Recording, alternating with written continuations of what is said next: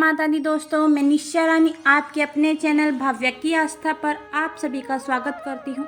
आज की वीडियो में मैं आपको परिवर्तन एकादशी व्रत कथा सुनाने जा रही हूँ। युधिष्ठिर कहने लगे कि हे भगवान, भाद्रपद शुक्ल एकादशी का क्या नाम है, इसकी विधि तथा इसका महात्म्य कृपा करके कहिए। तब भगवान श्री कृष्ण कहने लगे कि इस पुण्य, स्वर्ग और मोक्ष को देने वाली तथा सब पापों का नाश करने वाली उत्तम वामन एकादशी का महात्म्य मैं तुमसे कहता हूँ, तुम ध्यानपूर्वक सुनो। यह पद्मा या परिवर्तनी एकादशी जयंती एकादशी भी कहलाती है। इसका यज्ञ करने से वाजपेय यज्ञ का फल मिलता है, पापियों के पाप का नाश होता है।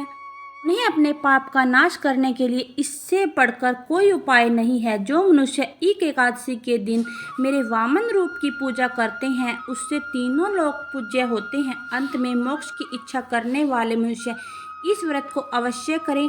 श्री कृष्ण कहने लगे कि हे राजन, अब आप सब पापों को नष्ट करने वाली कथा का श्रवण करें। त्रेता युग में बाली नाम का एक दैत्य था। वह मेरा परम भक्त था।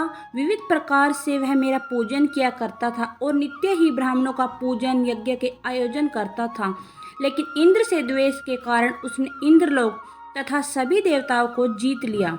इस कारण सभी देवता इकट्ठे होकर सोच विचार करके भगवान के पास गए। बृहस्पति सहित इंद्रादि देवता प्रभु के निकट जाकर नतमस्तक होकर वेद मंत्रों द्वारा भगवान का पूजन और स्तुति करने लगे।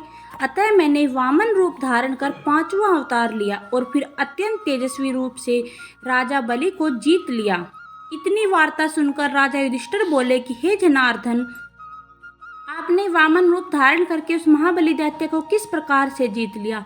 श्री कृष्ण कहने लगे, मैंने बाली से 3 पग भूमि की याचना करते हुए कहा कि मुझको तीनों लोक के समान 3 पग भूमि, और हे राजन, यह तुमको अवश्य ही देनी पड़ेगी।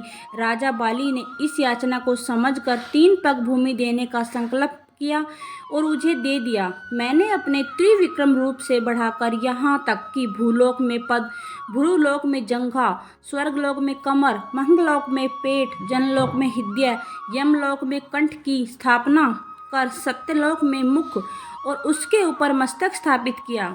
सूर्य, चंद्रमा आदि सब ग्रहगण, योग, नक्षत्र, इंद्रादि देवता और शेष आदि सब नागगणों ने विविध प्रकार से वेद सूक्तों से प्रार्थना की।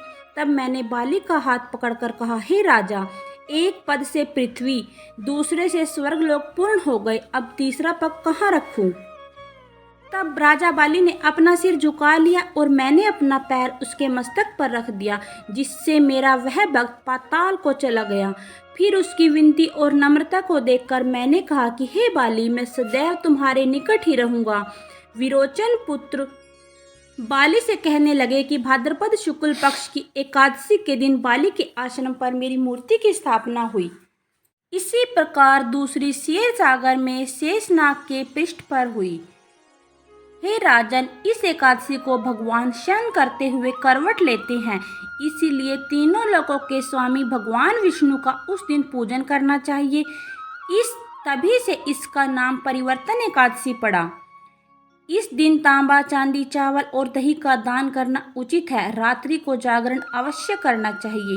जो विधि पूर्वक इस एकादशी का व्रत करते हैं, वे सब पापों से मुक्त होकर स्वर्ग को जाकर चंद्रमा के समान प्रकाशित होते हैं और यश वैभव पाते हैं। जो पाप नाशक इस कथा को सुनकर व्रत करते हैं या कथा को पढ़ते हैं या सुनते हैं, उनको 1000 अश्वमेध यज्ञ का फल प्राप्त होता है। तो दोस्तों, ये थी परिवर्तनी एकादशी की व्रत कथा। फिर मिलेंगे एक नई वीडियो के साथ। तब तक के लिए नमस्कार। जय माता दी।